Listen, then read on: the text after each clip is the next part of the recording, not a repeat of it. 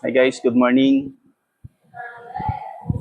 Today is um, Miyerkules na yan. Thursday na pala guys. Thursday na. Yun guys, update ko lang kayo. Yun nga, na-release na natin yung M8 na white. M8 na white. At ang customer natin is si Sir Dane Grospe ng Flip Phenomenal, yung store niya dito sa May Tomas Morato. Pali yung mga shoe store. Tsaka isa rin siyang social media influencer. Yun.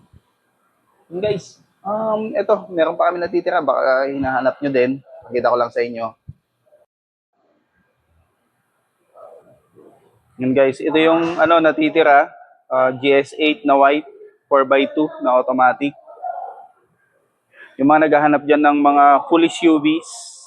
Yun, meron pa tayo natitira dito. Alam ko sa mga ibang branches, wala na to eh.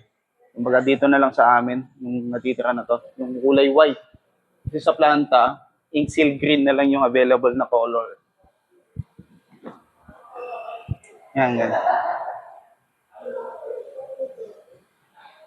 Luxury SUV. Yan guys, oh. Ganun din, bibigyan din namin kayo ng magandang offer kung sakaling magustuhan nyo ito. Yan, naka-leather seat to guys. Tapos meron siyang compartment dyan, malaki. Yan. Tsaka to. Meron na rin siyang cup holder. Tapos compartment sa ilalim, meron na rin.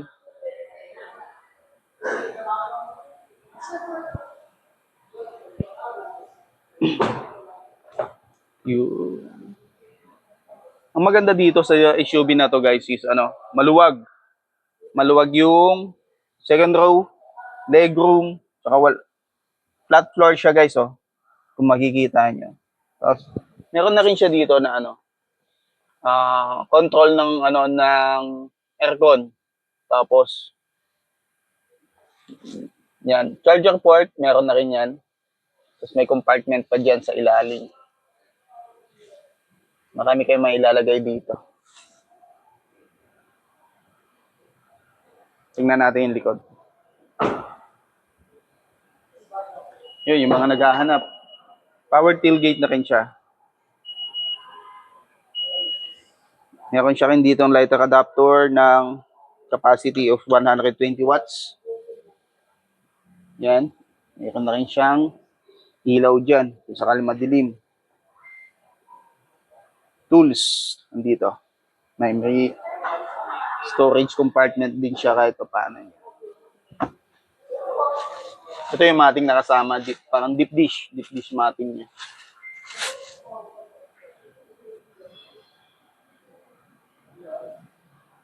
Yun, nag-iisa na lang to.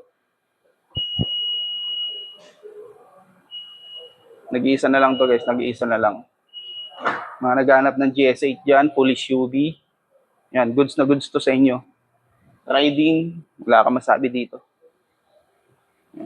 Design, futuristic design. ADAS. Meron na rin yan. Sunroof, meron din. Tapos yung kulay nito guys, oh, tignan nyo. Yan, kung napapansin nyo sa video is para siyang nag-glitterize. Ang kulay kasi nito is crystal white. Crystal white. Yan, di ba? Ganda. Process ng pintura nito kaya makapal is naka 2K process. Ibig sabihin makapal yung pintura. Kaya kahit na mababad sa araw or ulan, hindi basta-basta mag-fade. Maxxis tire, tapos ang size ng gulong niyan is 20R yung rim. Yan, naka 50 series na Maxxis. All disc brake. Okay. Disc brake sa likod. Tapos, disc brake din sa harap. O nga pala guys, napansin ko lang dito Sa harap is naka-ventilated disc. Which is sa likod is naka-solid disc. Solid lang siya. Ayan. Bakit? Bakit guys? Bakit guys? Bakit nga ganon? Kasi kung titingnan kasi natin guys, isipin nyo maigi. Ang braking power mismo ng sasakyan, lahat ng force, tsaka pressure na sa harapan, lahat po ng gumugulong, mas malakas ang braking force ng harap compare sa likod. Stopping power kasi nasa harap eh. Lalo kung mabilis. Kaya kung napapansin nyo, yung mga iba is naka-disc brake sa harap, pero yung likod is naka-drum in disc.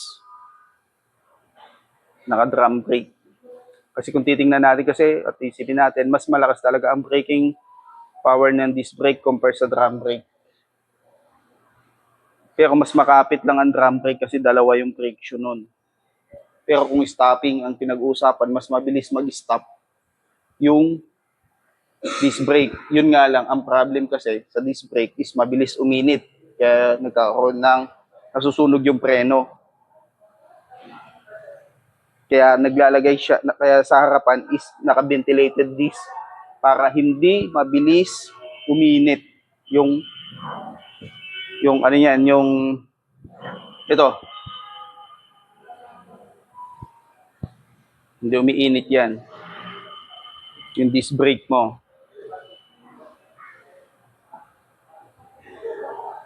So kung sorry guys, medyo inuubo tayo ngayon.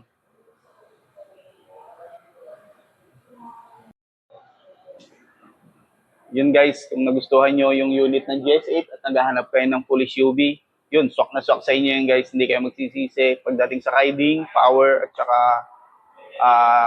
safety features ng unit. Advanced features, kompleto na yan.